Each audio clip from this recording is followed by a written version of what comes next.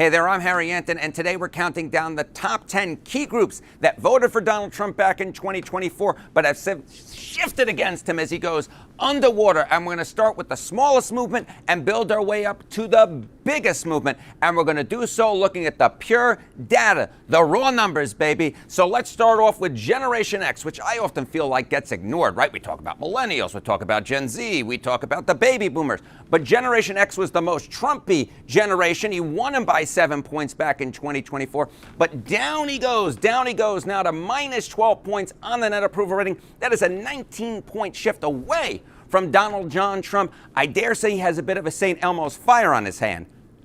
I'm sorry, I just love all those movies back from the 1980s.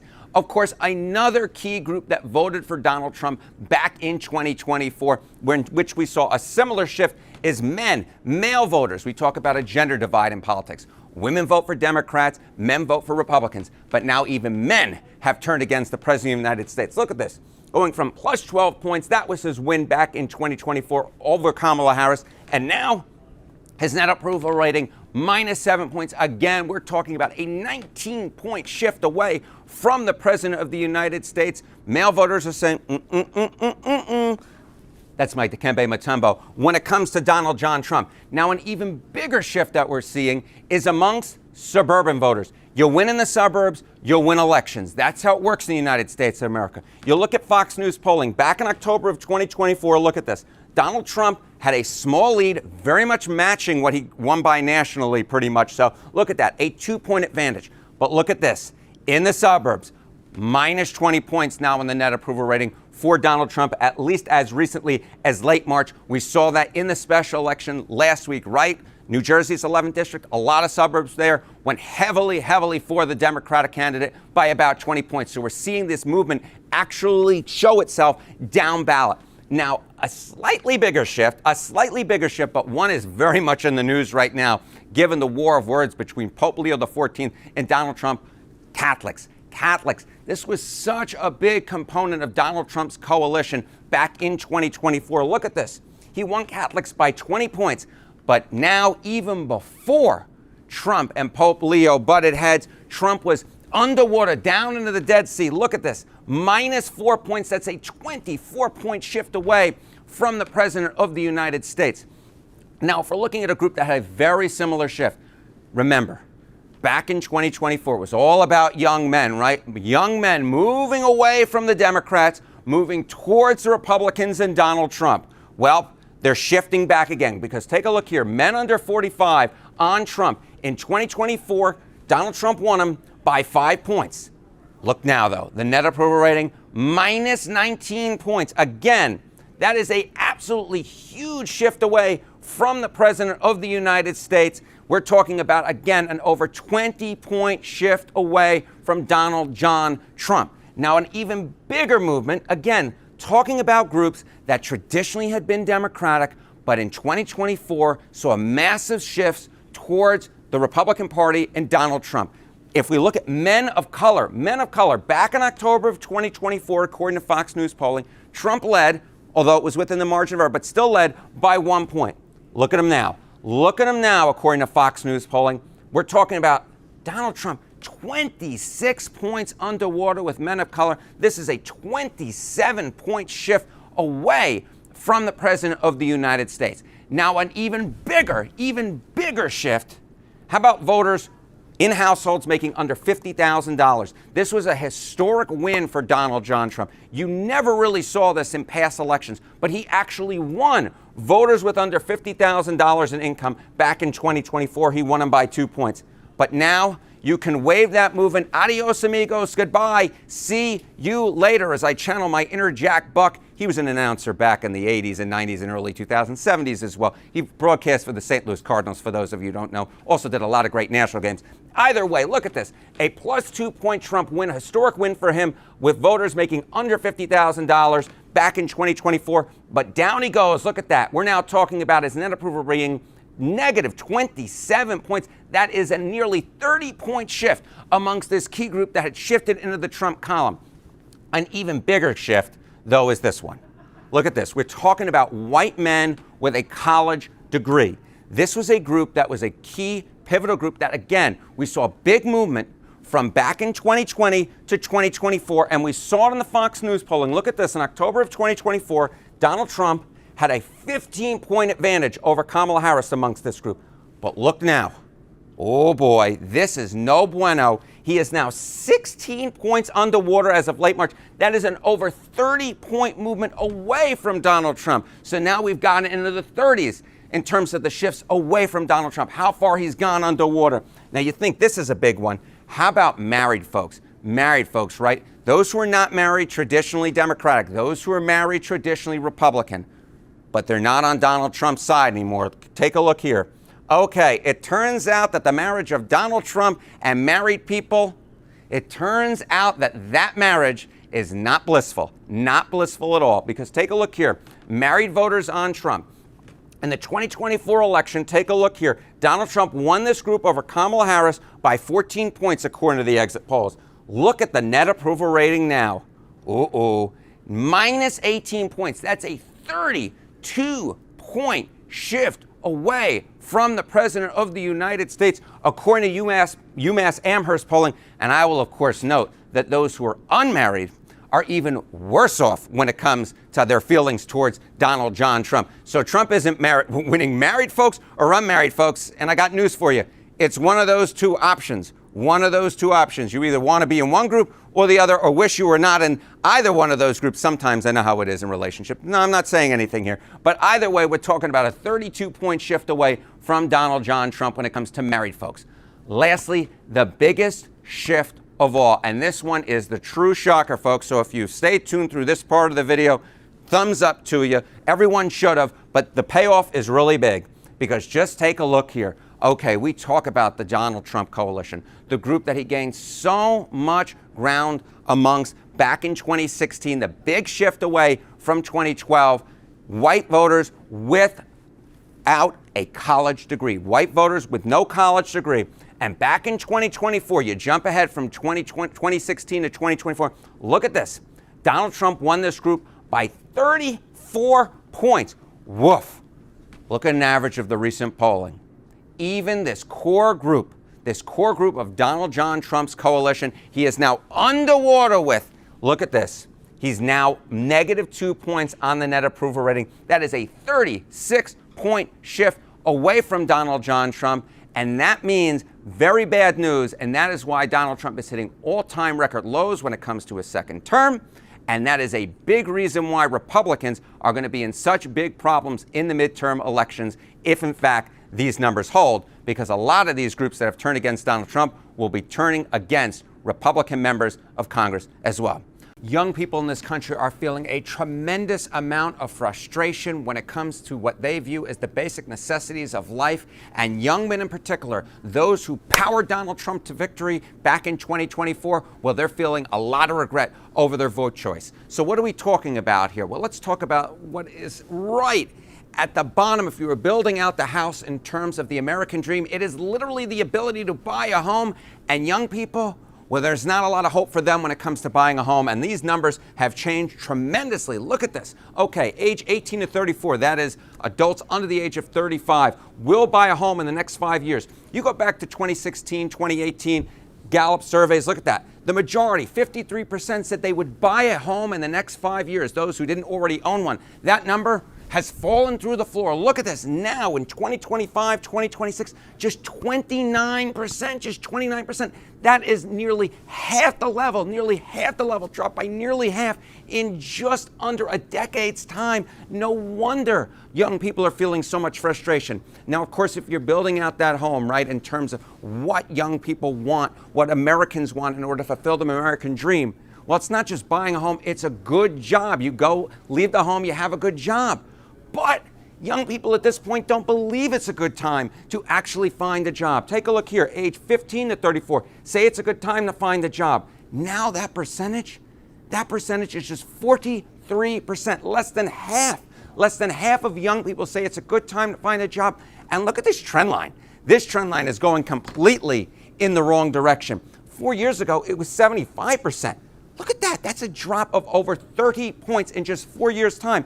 In 2019, Back when Donald Trump was at the end of his first term in office, it was 77%.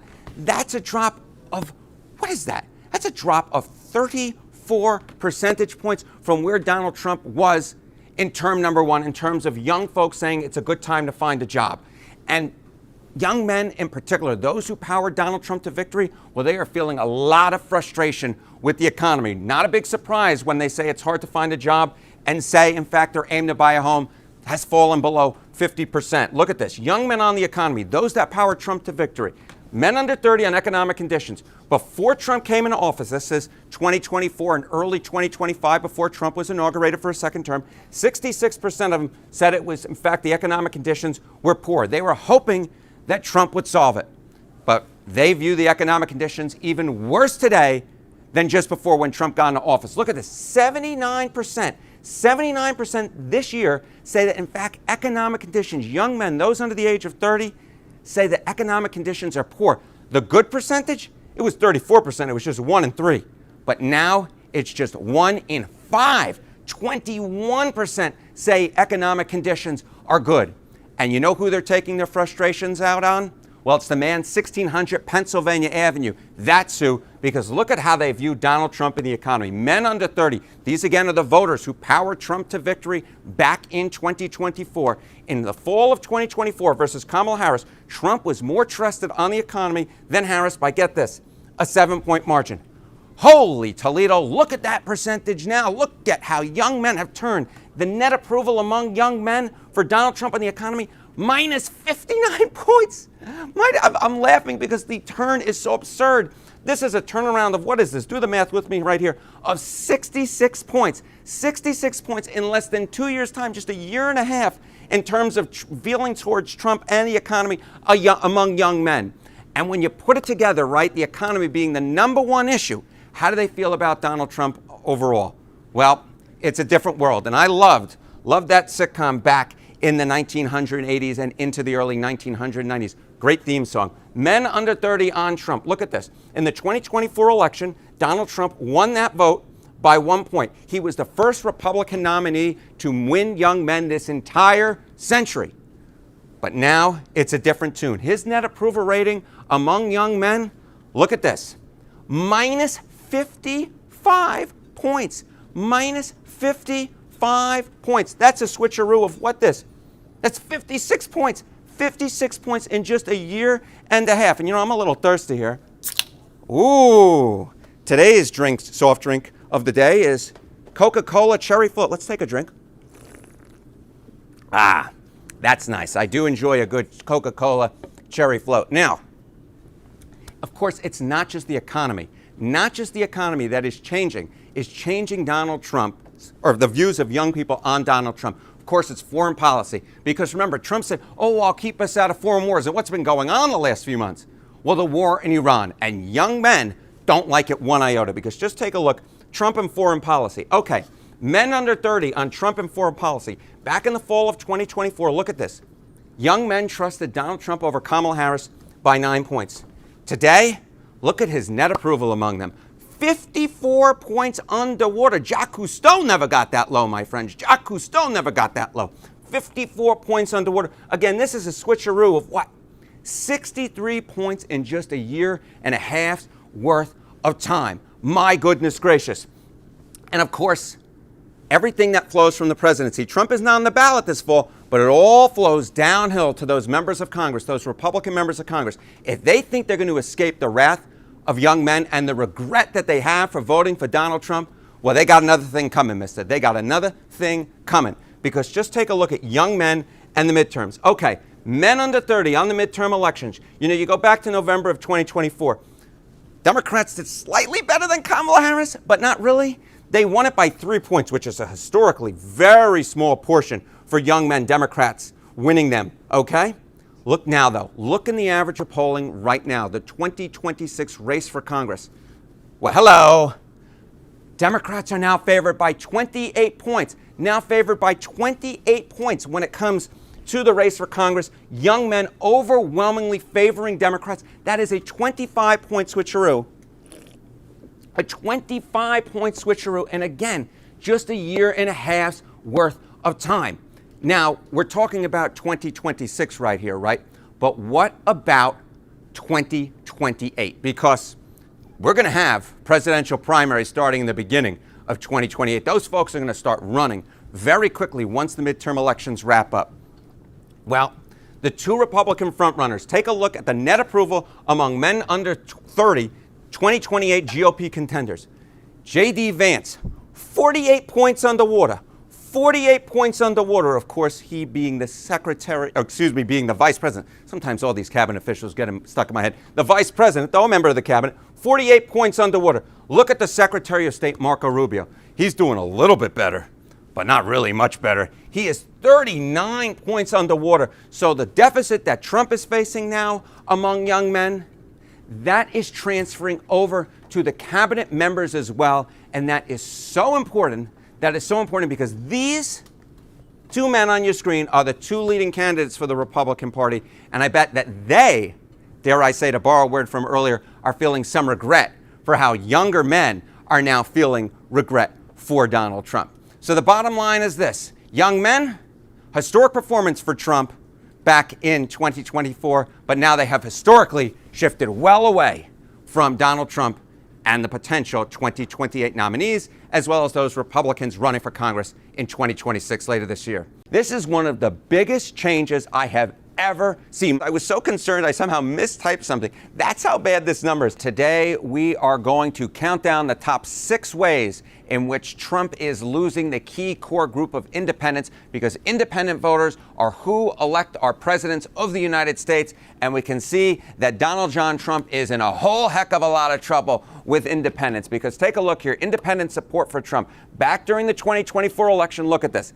He won by 2 points among independents over Kamala Harris, and that basically matched his nationwide margin. But down he goes. My goodness gracious. He looks like Greg Louganis now. He's so far underwater with independents. In the average poll, get this, he's 43 points underwater with independents. That is a movement, my dear friends, of 45 points in the wrong direction with independent voters. And it's not just that Trump has lost so much ground with independent voters. Why don't we take a look and put this into some historical perspective? Because these numbers are even more frightening for the President of the United States. Why don't we just look at this? The worst net approval ratings with independents at this point in term 2 of a presidency. Guess who has the worst net approval rating? It's the current president, Donald John Trump. We're talking about the fact that he's 43 points underwater. That is actually worse. That is actually worse than Richard Nixon was during the height of the Watergate scandal back in 1974. Nixon was just 36 points underwater. Trump easily beating that, but in the wrong way. Trump is also beating George W. Bush, who is 35 points underwater. Of course, he was caught up in the Iraq War at this particular point in his presidency. Very interesting to note, of course, Trump right now involved with the Iran War, Bush involved with the Iraq War. In neither case is it working out well for those two presidents. But here's the thing. What is the main thing that is driving this? And of course, it's the economy. But more than that, it's the cost of living. It's inflation. It was the thing that got Donald Trump elected to the White House. But you can just see it here. This is one of the biggest changes I have ever seen. My eyes literally, they're popping out. I don't know if they're popping out, if it's coming across to you on the other side of the screen, but they are literally popping out because you rarely see changes like this. Look at this, independence on Trump and inflation. When you went back to the 2024 election, Trump beat Kamala Harris on inflation. He was more trusted on inflation by, get this, 9 points. Look at this switcheroo. Trump's net approval. I thought, honestly, I went through the spreadsheets because I was so concerned I somehow mistyped something. That's how bad this number is. He is 70 points underwater on inflation right now when it comes to his net approval rating. That is a 79-point shift in, what is that, a year and a half's worth of time since the 2024 election?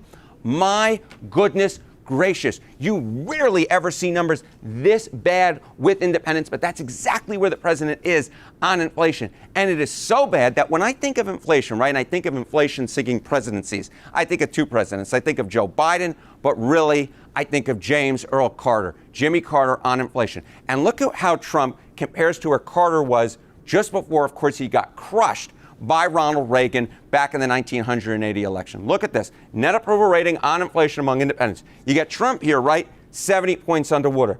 Jimmy Carter was only 55 points underwater. And of course, Carter got absolutely annihilated in that election to Ronald Reagan back in 1980, winning just a few states and getting crushed in the popular vote by about 10 points. And yet, Donald Trump is, get this, 15 points worse on inflation among independents than Jimmy Carter was back in 1980. Now, of course, one of the things that is driving up inflation at this particular point is the Iran war. It's foreign policy. And this is another area. It's the other key area in which Trump has absolutely blown the support of the independent electorate that got him elected back in 2024. Because just take a look at this particular case. Look at this. Independence on Trump and foreign policy. Back in the 2024 election, look at this.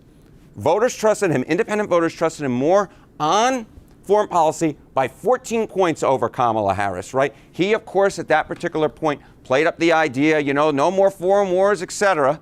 Obviously, that didn't really hold with Iran, right? And look at how the voters have punished him. His net approval rating now, 47 points underwater. That's an over 60-point switcheroo, again, in the wrong direction. He set, in the voters' minds, they were told one thing, and then Donald Trump went around and did something completely different, and now they've absolutely taken their punishment out on them. Again, we're talking about a 61-point switcheroo. Trump, he's like Jacques Cousteau at this point. That is how far underwater he is. Now, again, I am very interested in putting these numbers in historical perspective because I think it's so important to understand the depths of which Trump is underwater. So take a look at Trump compared to other presidents in this century when it comes to, at this point in term number 2, their net approval rating on foreign policy among independents. You see Trump 47 points underwater. That's the worst. It's the worst. Barack Obama was 25 points underwater. That's not particularly good, but it's a whole heck of a lot better than being 47 points underwater.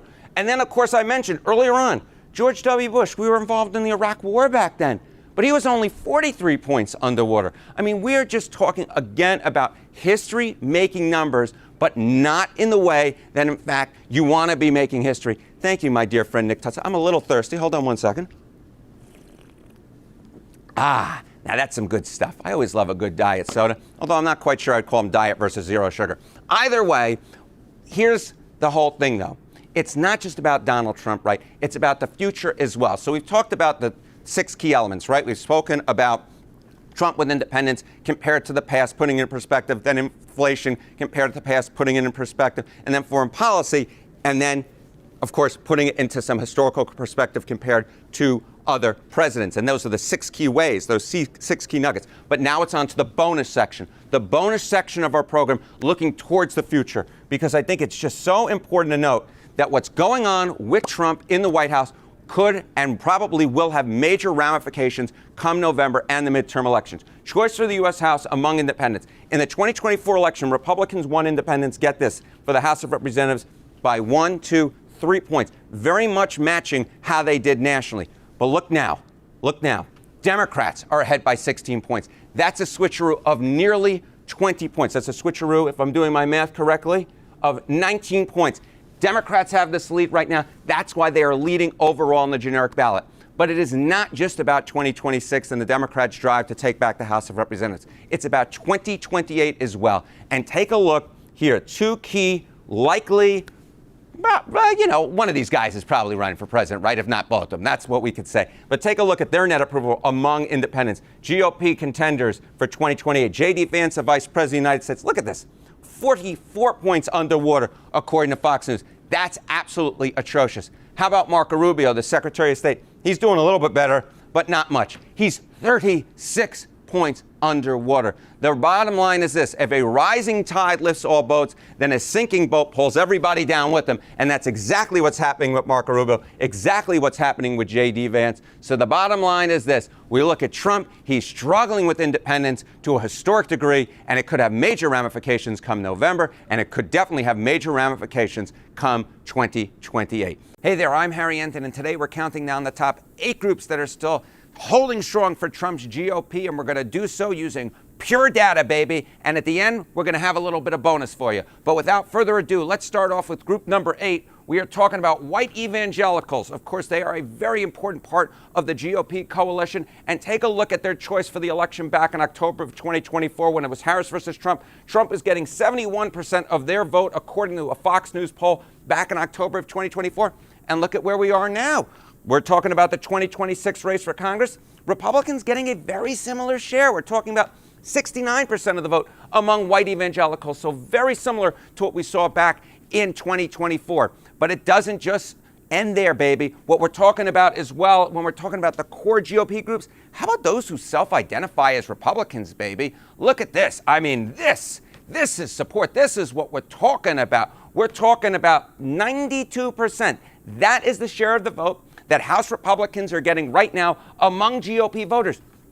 That's basically the same, baby. That's basically the same as Trump was getting back in October of 2024 when he was getting 94%. This is well within the margin of error. The bottom line is this: for all that talk about Republicans abandoning Trump and abandoning the GOP, it simply put does not hold when you match up the GOP's running for the House against the Democrats running for the House of Representatives. Now, another group that I just think is so interesting, because this is a group that is actually going Democratic.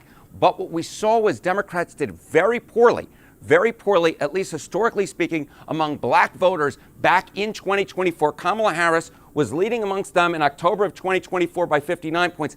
And guess what? Although Democrats are winning them, but it's only by a slightly wider margin, 62 points compared to Kamala Harris back in October of 2024. So what we're essentially seeing is Democrats did historically poorly, for the worst in a generation among black voters back in 2024, and it does not seem like they're recovering all that much ground. So this is the sixth group that we're looking at. What about group number 5? I feel like Casey Kasem. And coming in at number 5, what are we talking about? How about white women? This is a very key group. This is a swing vote. And take a look at the choice for the election among white women. In October of 2024, Trump was getting 51% of that vote.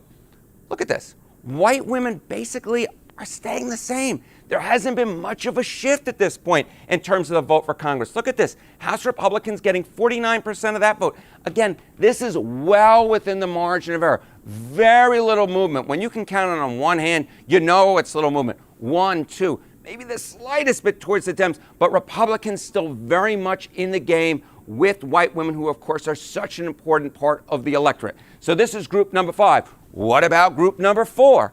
All right. How about voters making above $50,000 income? This is a very important group in the electorate. This is the majority of voters in the electorate. Take a look here. You thought 2 points was a lot of movement? How about 1 point in terms of movement? Back in October of 2024, Donald Trump was getting 51% of that vote. Today, look at this.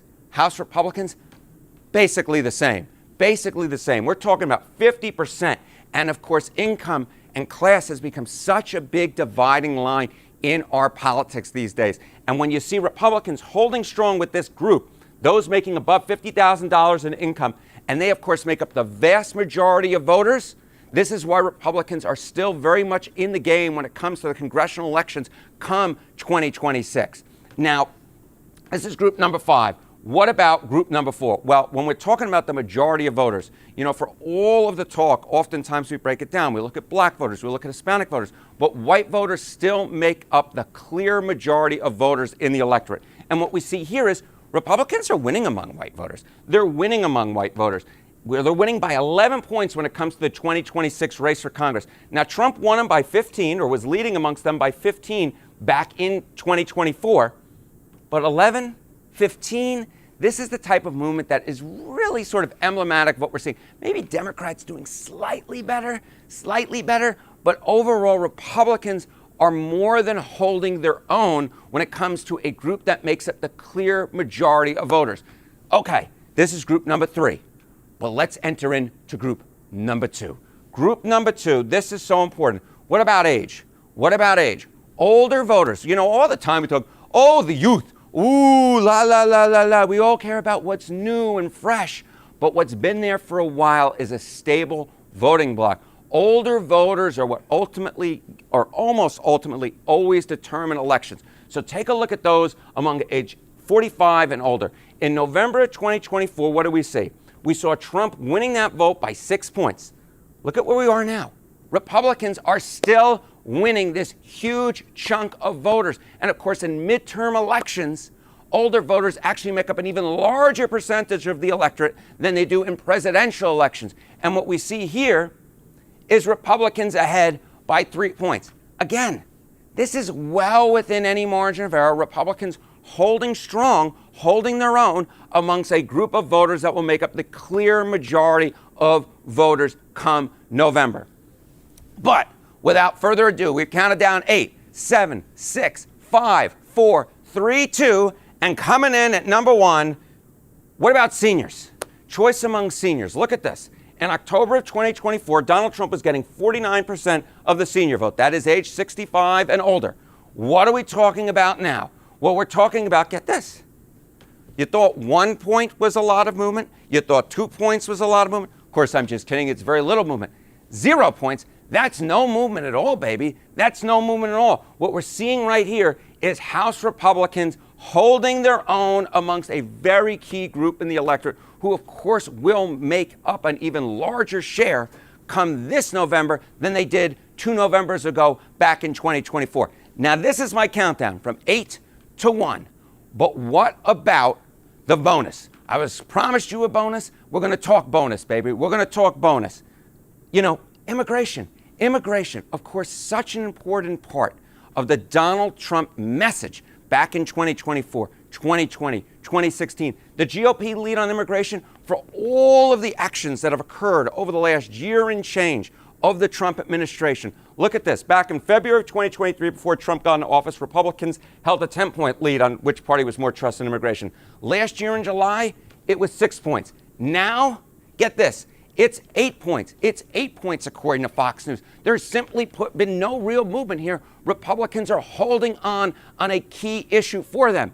And therefore, it should not be much of a surprise that Donald Trump is very much holding on when it comes to border security. Look at this. Trump's approval rating on border security, approve of Trump on border security. You know, a little bit over a year ago, he was at 56%. Look at where he is now. He's at 53%. Still, the clear majority of Americans approve of the job that Donald Trump is doing when it comes to border security. So we've ranked the list. We've gone 1, 2, 3, 4, 5, 6, 7, 8, but in the reverse order. We've given you 2 little bonus things going on here. So I think the real question here is, what do you want to hear from me next? Leave a comment in the comment section, and we'll keep our eye on all of these as we head into the 2026 midterm elections.